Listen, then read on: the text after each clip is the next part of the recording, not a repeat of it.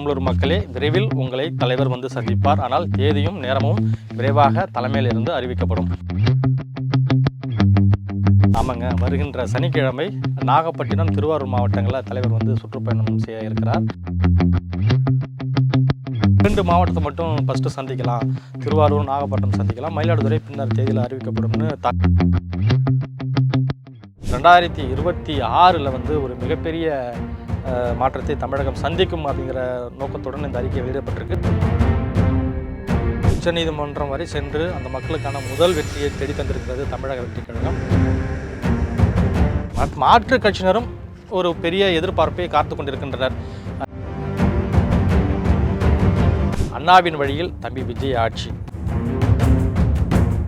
அவதூறு பரப்பவர்கள் பரப்பட்டும், போற்றுபவர்கள் போற்றட்டும்.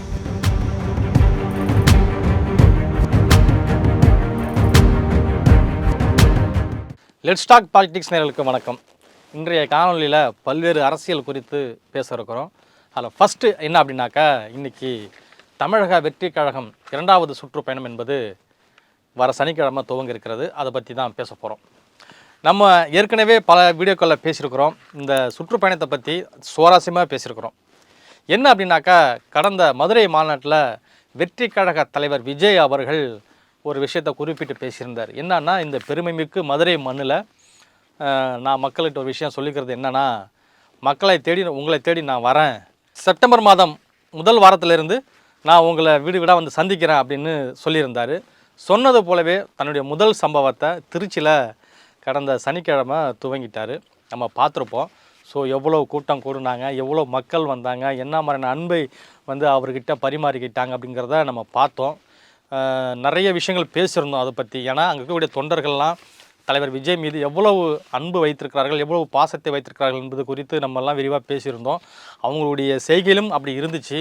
பல பெண்கள்லாம் பல மணி நேரம் காத்திருந்து திரு விஜயுடைய உரையை கேட்பதற்காக காத்திருந்தக்கூடிய நிகழ்வுலாம் நடந்தது. அது மட்டுமல்ல, நிறைய தொண்டர்களை வந்து அவருக்கு பரிசு பொருட்களாக தங்களுடைய அன்பை வெளிப்படுத்தும் விதமாக எண்ணற்ற விஷயங்கள்லாம் கொடுத்து அவர்கிட்ட நெகிழ்ந்து போனார்கள். இப்படி பல சம்பவங்கள்லாம் நடந்தது. தொடர்ச்சியாக திருச்சியை முடித்து கொண்டு அடுத்தபடியாக அரியலூர் சென்றார். அங்கேயும் அவ்வளவு வரவேற்பு கொடுக்கப்பட்டது.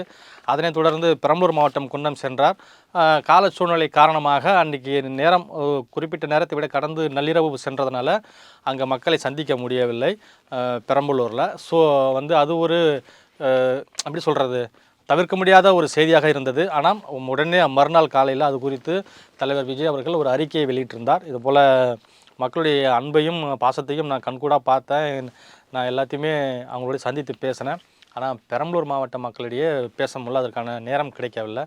அதனால் என்னுடைய வருத்தத்தை நான் தெரிவிச்சுக்கிறேன் அப்படின்னு சொல்லியிருந்தார். ஸோ இன்றைக்கி என்ன அப்படின்னாக்கா, நிச்சயம் ஒரு நாள் பெரம்பலூரில் வந்து மக்களை சந்திப்பார் என்பது எந்தவித மாற்று கருத்தும் இல்லை. நம்ம அதை கடந்த காணொலியிலே பேசியிருக்கோம். ஸோ அதற்கான ஏற்பாடுகளும் நடந்துக்கிட்டு இருக்குது.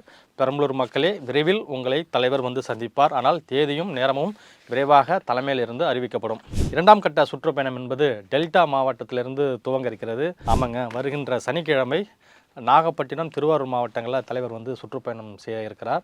இதற்கான ஏற்பாடுகள்லாம் வந்து இப்போது தயார் நிலையில் தொண்டர்களையும் கட்சியின் நிர்வாகிகளும் ஈடுபட்டு கொண்டு வந்துட்டுருக்காங்க. இதில் என்ன ஒரு விஷயம் அப்படின்னாக்கா, ஏற்கனவே வந்து நம்ம சொன்னது போல் ஒரு சுற்றுப்பயணத்திற்கு 3 மாவட்ட தொண்டர்களையும் மக்களையும் சந்திப்பதாக தான் அறிவிப்பு வெளியாக இருந்தது. இன்றைக்கி நம்ம பார்த்தோம்னா இருக்கிற சூழ்நிலை நம்மளால் புரிந்து கொள்ள முடிகிறது. மக்கள் வந்து எந்த அளவுக்கு அவரை சந்திக்கிறாங்க, அவருடைய அன்பையும் மீறி போக முடியாது. எல்லாருமே குடும்பமாக ஒரு செல்லமாக கோச்சிக்கிறாங்க. ஸோ அதையெல்லாம் கருத்தில் கொண்டு சட்ட ஒழுங்கையெல்லாம் பாதுகாக்கணும், தொண்டர்களையும் நம்ம மதித்து நடக்க வேண்டும், அவருடைய எண்ணங்களை நிறைவேற்ற என்பதற்காக இப்போ வந்து அந்த 3 மாவட்டங்களிலிருந்து 2 மாவட்டங்களாக குறைக்கப்பட்டிருப்பதாக தகவல் வந்திருக்கிறது. அதாவது ஏற்கனவே மயிலாடுதுறை, நாகப்பட்டினம், திருவாரூர் 3 மாவட்டத்தில் சுற்றுப்பயணம் செய்வதாக அறிவிப்பு வெளியாகி இருந்தது. இந்த நிலையில் 2 மாவட்டத்தை மட்டும் ஃபஸ்ட்டு சந்திக்கலாம். திருவாரூர், நாகப்பட்டினம் சந்திக்கலாம். மயிலாடுதுறை பின்னர் தேதியில் அறிவிக்கப்படும்னு தகவல் வந்திருக்கு. இன்னும் உறுதியாக அது குறித்து இன்னும் செய்தி வெளியிடப்படவில்லை. இந்த நிலையில் நாகப்பட்டினம் மக்களும் திருவாரூர் மக்களும் இன்றைக்கி ஒரு சந்தோஷமான மனநிலையில் இருக்கிறாங்க. ஏன் அப்படின்னாக்கா, டெல்டாவில் வந்து தளபதி முதல் முறையாக வராரு, அதாவது மக்களை சந்திப்பதற்காக முதல் முறையாக வராரு. ஸோ அவருக்கு பெரிய வரவேற்பு கொடுக்கணும் அப்படிங்கிற மாதிரி 2 மாவட்ட மக்களுமே நல்லா இன்றைக்கி உற்சாகத்தில் இருக்கிறாங்க.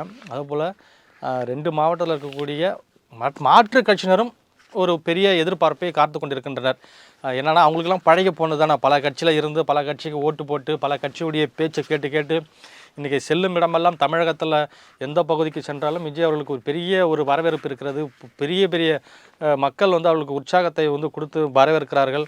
புதியதொரு மாற்றத்தை எதிர்பார்க்கிறார்கள். இதெல்லாம் அவங்க பார்க்குறாங்க. அதே போல் அரசியல் களத்திலையும் இன்றைக்கி ஒரு எதுவாக இருந்தாலும் டைரெக்டாக கேள்வி கேட்கக்கூடிய நிலை வந்து இன்றைக்கி தமிழக அரசியலே திரு விஜய் அவர்களுக்கு இருக்கிறது. ஸோ அதனால் இங்கே வந்து என்ன பேச போகிறாரு, அதாவது திருவாரூர்லையும் நாகப்பட்டினத்துலேயும் என்ன மாதிரியான அரசியலை பேச போகிறாரு, அங்கே என்ன மாதிரியான மக்களுடைய பிரச்சனைகள் இருக்குது, தாங்கள் ஏதாவது அவர்கிட்ட கோரிக்கை வைக்கலாமா, ஸோ அப்படிங்கிற மாதிரி 2 மாவட்ட மக்களும், அதாவது கட்சியை தாண்டி மாற்று கட்சியினரும் இன்றைக்கி அவருடைய வருகைக்காக எதிர்பார்த்து கொண்டிருக்கின்றனர். இது ஒரு பக்கம் போய்கிட்டு இருக்குது. ஸோ இந்த முறை வந்து மக்களுடைய அன்பை பூர்த்தி முழுவதாக, ஸோ இந்த முறை வந்து அனைத்து மக்களையும் சந்திப்பதற்கான ஏற்பாடுகளை மிக தீவிரமாக ஆலோசிக்கப்பட்டு வருகிறது. அதற்கான பணிகளும் நடந்து கொண்டு வருகிறது. இதுதான் இந்த இன்றைக்கி இருக்கக்கூடிய ஒரு முக்கியமான விஷயம். ஸோ இது வந்து இன்றைக்கி மாற்று கட்சியினர் வந்து இன்றைக்கி அதை ஒரு பெரிய விவாத பொருளாக எடுத்துக்கிட்டு இன்றைக்கி ஊடகங்களில் 2 தலைப்பெலாம் பேசிக்கிட்டு வராங்க. என்னன்னாக்கா இப்படி சுற்றுப்பயணம் எப்படி இருக்குது, நெகட்டிவாக இருக்கா பாசிட்டிவாக இருக்கா அப்படிலாம் பேசிட்டு வராங்க. அவதூறு பரப்பவர்கள் பரப்பட்டும், போற்றுபவர்கள் போற்றட்டும். அதாவது தலைவர் அவர்களுக்கு செல்லும் இடமெல்லாம் மக்கள் செல்வாக்கு கூடிடுச்சு. இதனுடைய பொறாமையின் காரணமாக தினமும் ஒரு அமைச்சர்கள் வந்து ஏதாவது ஒரு அறிக்கை ஒன்று கொடுத்துக்கிட்டு இருக்கிறாங்க. முறையாக அவங்களுடைய மக்கள் பிரச்சனைகளையும் மக்கள் என்ன கேள்வி கேட்குறாங்க அது சரி செய்திருந்தால் ஏன் கேள்வி எழப்போகிறது. ஸோ இனி வரும் காலங்களில் அதை விட்டுட்டு இந்த குறைந்த இருக்கக்கூடிய மாதங்களாவது மக்களுக்கு என்ன செய்யணுன்றது அதை பற்றி யோசனை பண்ணுங்கள்.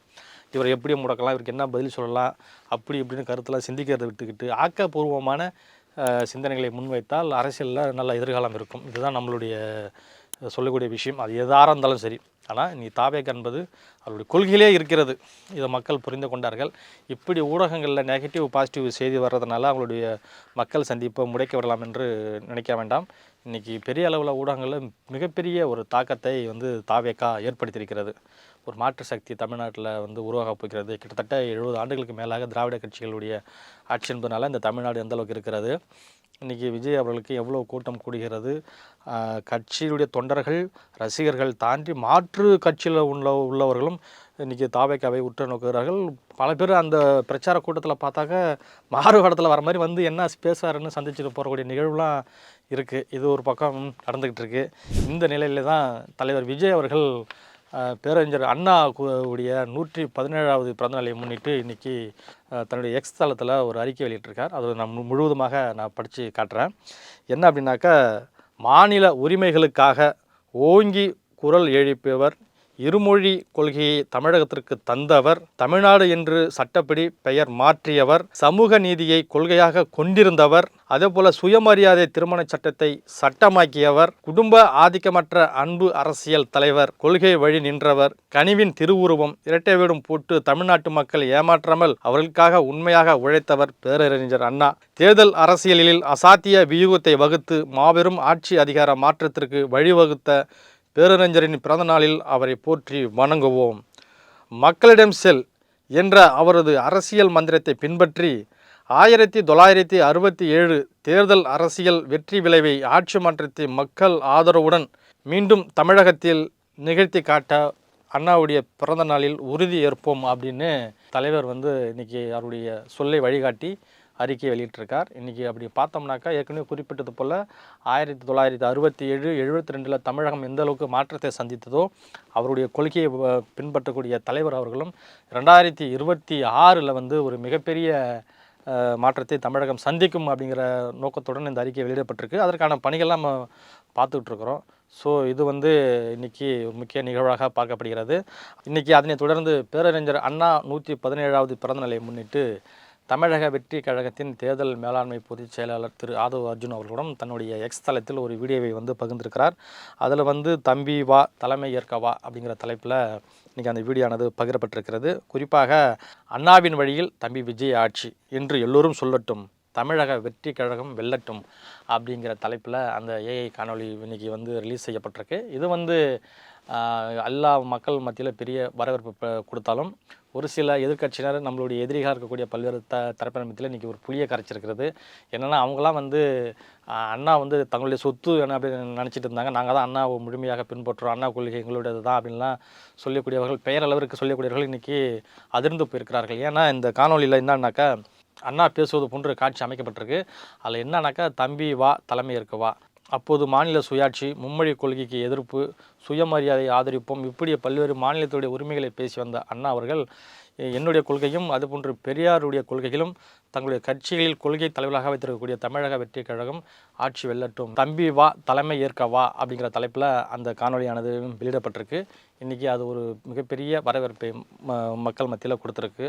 ஸோ அதனை தொடர்ந்து இன்றைக்கி என்ன அப்படின்னாக்கா, இது வந்து நெகட்டிவாக பார்க்க சில அரசியல் தலைவர்கள் பேசுகிறாங்க. ஏதோ அண்ணாவை அவங்க தான் முழுமையாக கொண்டாடிக்கிட்ட மாதிரியும் அவங்களுடைய சொத்துங்கிற மாதிரி பேசுகிறாங்க. ஸோ இன்றைக்கி வந்து சமூக வலைதளங்களில் அப்படிலாம் கிடையாது. ஒரு சில கருத்துக்கள்லாம் பேசப்பட்டு வருது. என்ன அப்படின்னாக்கா, அண்ணா இருக்கும் பொழுது தன்னுடைய வாரிசுகள் யாரும் குடும்ப வாரிசுகள் நேரடியாக அரசியலுக்கு வரமாட்டார்கள் என்று உறுதியாக கொள்கையாக கொண்டிருந்தார். அவர் இறக்கும் தருவாயில் வந்து பார்த்திங்கன்னா உடல்நிலை பாதித்திருந்தார். அவருடைய வளர்ப்பு மகனாக இருக்கக்கூடிய திரு பரிமளம் அவர் வந்து மருத்துவர். அப்போது வந்து அண்ணா அவரிடம் வந்து வைத்தியம் பார்க்கும்பொழுது வைத்தியம் பார்த்துட்டு அதுக்கு வந்து பீஸாக வந்து ₹1 கொடுத்துருக்குறாரு அண்ணா.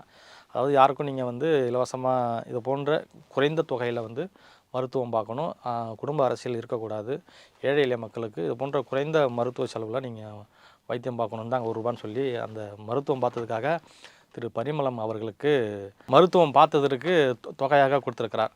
ஸோ இன்றைக்கி எல்லாத்துலேயுமே நாங்கள் அவருடைய கொள்கையை பின்பற்றுறோம், நாங்கள் வந்து அவருடைய சமத்துவத்தை போற்றுங்கிற வகையில் இன்றைக்கி ஆட்சியாளர்கள் பேசப்பட்டாலும், அண்ணாவுக்கு பிறகு இந்த இயக்கம் என்பது இப்போ எப்படி இருக்கிறது, எத்தனை பேர் அதன் பிறகு வாரிசு அரசியல் உருவாக்கப்பட்டார்கள் அப்படிங்கிறத நம்ம எண்ணி பார்க்கலாம்.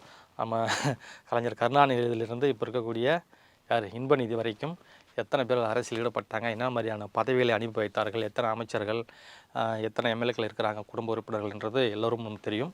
ஸோ அது போலலாம் இங்கே இல்லாமல் அண்ணாவுடைய கொள்கையை முழுமையாக அவர் என்ன சொன்னார் அப்படிங்கிறத முழுமையாக உள்வாங்கி கொண்டு அப்படி அரசியல் செய்யக்கூடியது தான் தமிழக வெற்றி கழகம். நான் பேரளவுக்கு அண்ணா கொள்கையை ஏற்றுக்கொண்டு இந்த பக்கம் அப்படியே நாடகம் ஆடுறது உங்களுடைய வேலை இல்லை. ஸோ இதுதான் வந்து அவர்களுக்கு கொடுக்கக்கூடிய பதிலாக இருக்கிறது. ஸோ மக்களே, அடுத்தது என்னன்னாக்கா, இந்த வக்பு வாரிய சட்ட திருத்தத்துக்கு எதிராக தாவேகா வந்து உச்சநீதிமன்றத்தில் மனு தாக்கல் செய்திருந்தது. இதற்கு தற்போது ஒரு பிரிவில் வந்து சில விதிமுறைகள் மீறப்பட்டிருக்கு அப்படின்னு சொல்லி இன்றைக்கி வந்து உச்சநீதிமன்றம் அதுக்கு மட்டும் தடை விதித்திருக்கிறது. ஸோ இது இன்றைக்கி தமிழக வெற்றி கழகத்திற்கு கிடைத்த வெற்றி. அதாவது இஸ்லாமிய மக்கள் எங்கேயும் துன்படக்கூடாது, அவருடைய வாழ்வாதாரத்தை பாதுகாப்பதற்காக இப்படியான மனுக்கள் வந்து கடந்த சில மாதத்திற்கு முன்பாக தாக்கல் செய்யப்பட்டது. இந்த வக்பு வாரிய திருத்த சட்ட மசோதாவை ரத்து செய்யணும் அப்படின்னு சொல்லி பல வழக்குகள் போடப்பட்டாலும் தாவேகா போடப்பட்ட வழக்கு ஒரு அதன்மையானது. ஸோ அந்த வழக்கினுடைய விசாரணை நேற்று வந்திருக்கிறது.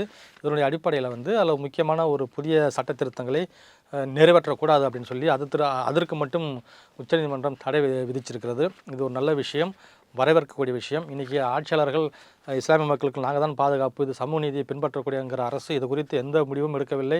பேரளவிற்கு சும்மா ஒரு அறிக்கை மட்டும் விட்டு போயிட்டாங்க. ஆனால் உச்சநீதிமன்றம் வரை சென்று அந்த மக்களுக்கான முதல் வெற்றியை தேடி தந்திருக்கிறது தமிழக வெற்றி கழகம்.